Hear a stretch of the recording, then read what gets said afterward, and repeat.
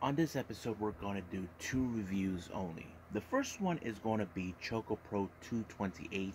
They only had three interesting matches to take place, and don't forget we're getting closer and closer to the Mei Shiruga 4th anniversary Apple and crew. But also, we got day one, the start of New Japan Pro Wrestling, the best of the Super Juniors. Now we have every participant in play in one block, but right now, in day one, starting off first is Block A. So who will be winning the first matches? But also the B blockers will be participating in this event in preview matches that you will see later on in the week. So let's get ready for another episode of Deleted Wrestle Zone.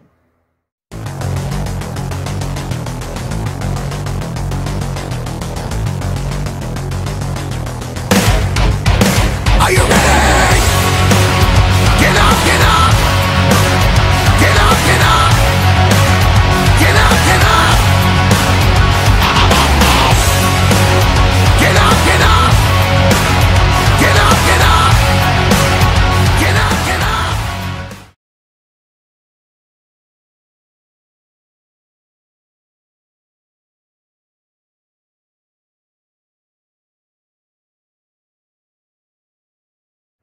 Welcome everybody to Deleted Wrestle Zone, all things that is pro wrestling with AEW, NXT, New Japan Pro Wrestling, Impact Wrestling, the National Wrestling Alliance, various promotions, wrestlers, matches, and championships. I am your host, Jay, right here. So, excuse me.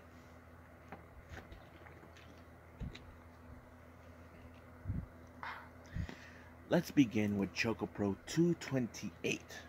Now, on certain times with ChocoPro, we see either two matches, one matches, three matches, four. But in this one, we got three.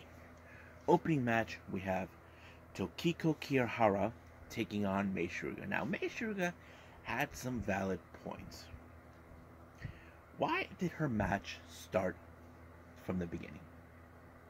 I mean, I obviously agree with her. We normally see her in the main event, but in this particular case, she ended up being in the first. But however, she has to face Tokiko Kirihara. As you know, she has beaten her several times. But however, as you know, she's getting ready for her upcoming match. The big one with Got to Move we're talking about. I mentioned this before. She is going to be competing against Zuzumi from Tokyo Pro. But right now, she needs to contend with Tokiko. It was a pretty fun match. It also, don't forget, Tokiko does have a bit of a submission technique in her wrestling. But however, she has this thing kind of like similar, excuse me, similar as the Iron Claw. But don't forget, Mei Shiruga. I like to call her the little sly devil because she finds ways, evil things that make sure she wins her matches. That's who she is. But luckily, that's what she did by pulling off an amazing victory by putting her in a submission and by pinning her. And 1, 2, 3, it was over. So she picked up a good win. Now, our next match. Man, it's been a while since I've seen these two together. I'm talking about Sayuri Chonchiru, aka Dragon Ninja. That's right, those two are back together. Their opponents, it's none other than Too Much Energy, Shiko Shikawa, and of course, one half of CDK, and also tag team champion for both the Asian Dream tag team titles and KOD tag team titles. So basically, that kind of puts in a good play. Now, however, there have been situations where both Chi and Masa have always coexisted. However, even though he doesn't like anybody but Chris Brooks, but there have been many occasions he likes to work with Dirt because she's too much energy. However, I did not expect a whole lot in this match because there are rare occasions where Dragon Ninja wins, but in this particular one, I thought exactly the same thing. I thought that Masahiro was going to be the one to pick up the victory, but however, it was Chonchiru who picked up the victory by pinning Chiko Shikawa. that is a rare win for Dragon Ninja to win. Now, if I was a betting man, I would say they could be one of the most likely tag teams in ChocoPro to to have an opportunity of the Asian Dream Tag Team titles. Only time will tell when that appears.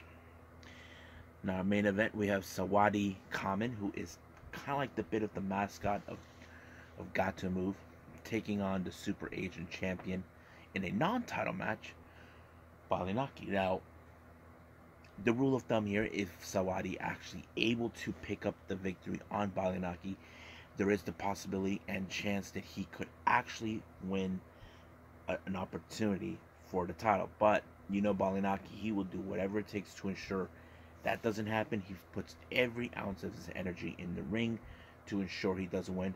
But it was Balinaki who walked out the victor with a nice pinfall, making sure things stays the same for him. Now, our Junkin tournament, there has been some interesting matches we see. Balinaki faced off against his best bro, but he lost. But however, I did not anticipate Sawadi to make it almost to the finals, but he did not win. I did not expect it was going to be Mei Shiruga, so she made it all the way to the finals. But that's how it is. There was no other announcements relating to the show, Apple and crew, but if there is, I'll share it when it comes out. But right now, let's just end it right here and move on with New Japan Pro Wrestling.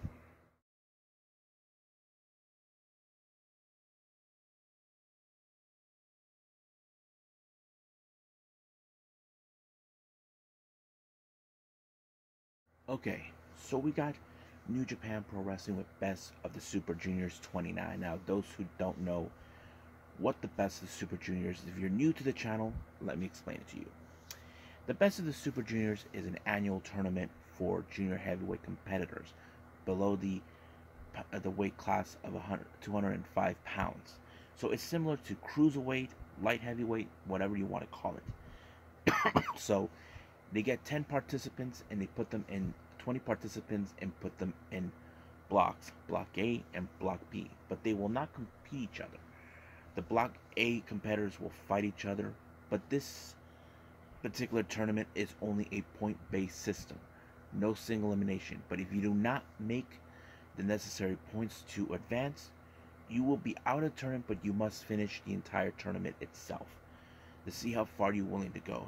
If you have the most advanced tournaments points in the whole thing, you advance all the way to the finals, and the winner of the Best of the Super Juniors will get a shot of the IWGP Junior Heavyweight Championship that is currently being held by Bullet Club member and also known as Bone Soldier.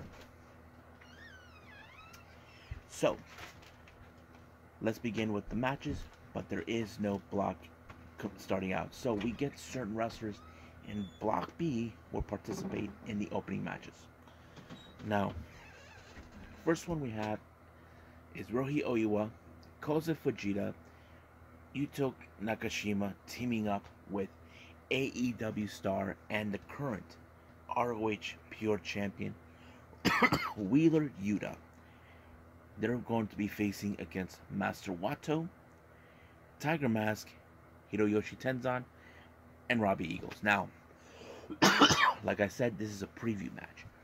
I was told that on Tuesday, Robbie Eagles is going to be facing Wheeler Yuta, a competitor he's never faced. So, it would make sense. However, there's been a lot of talk about Wheeler Yuta, what gifted wrestler he is, how he embraced the violence by William Regal and all this and that. And not to mention, he used to be with Chaos. And now, he's part of the Blackpool Combat Unit, Combat Club, now that he's representing them.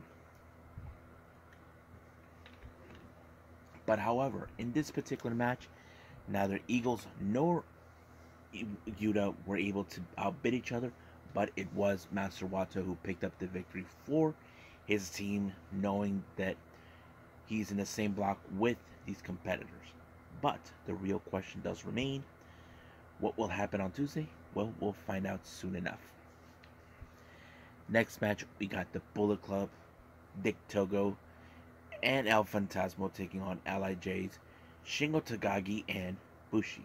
Also in the preview, Phantasmo and Bushi will be facing off. But man, much as like I seen this one, it was crazy. Bushi even did a tope suicida and knocked El Fantasmo out of the ring. There was no barrier around the exterior ring. He hit the commentary table, so it was nuts. But it was Shingo Takagi who picked up the victory by pinning Dick Togo. Now, our last match before the start of the A block A block matches, we got Suzuki-gun, Takami Chinuku, Doiki, and El Desperado taking on El Lindaman, Titan, and Yado. Now, recently there's been a bit of a friction within Suzuki-gun. Desperado is a bit of one of the most fantastic junior heavyweight competitors, but recently he said that he thinks Doiki is he's a bitch, knowing that he hasn't won a single match one way. And it's true, ever since watching Doiki, I mean, he's talented all, but he hasn't picked up a good solid win since then. But the competitors they need to focus on is El Lindaman, Taina, and Yado. I mean, El Lindaman, we all know what a great competitor he is. He's also a marked target because he's carrying the G-Rex championship with him, so that's the reason why. But it was, of course, Titan who picked up the victory by pinning Doiki in the match, and of course, El Desperado just realized, yep, he will never win the match. But however, it wouldn't be the last time we'll see those two together. We could see those two face off somewhere down the line. But I do know that maybe El Lindaman and Desperado will be seeing each other soon. Now, let's get with the A block. First match, the Wild Rhino, Clark Connors taking on Inevitable Ace Austin. It was a good match. There was a lot of great moments. Not to mention, Ace Austin, he has the card that he will slice you up with, which refs did not see it, but as the X Division champion, he knows he's a marked target because he has that championship. But he was able to pick up a great pinfall by doing the fold onto Clark Connors and advancing into this. So he gained 2 points. Next up, we got Yoshinobu Kanemaru taking on the Sauce, Alex Zane.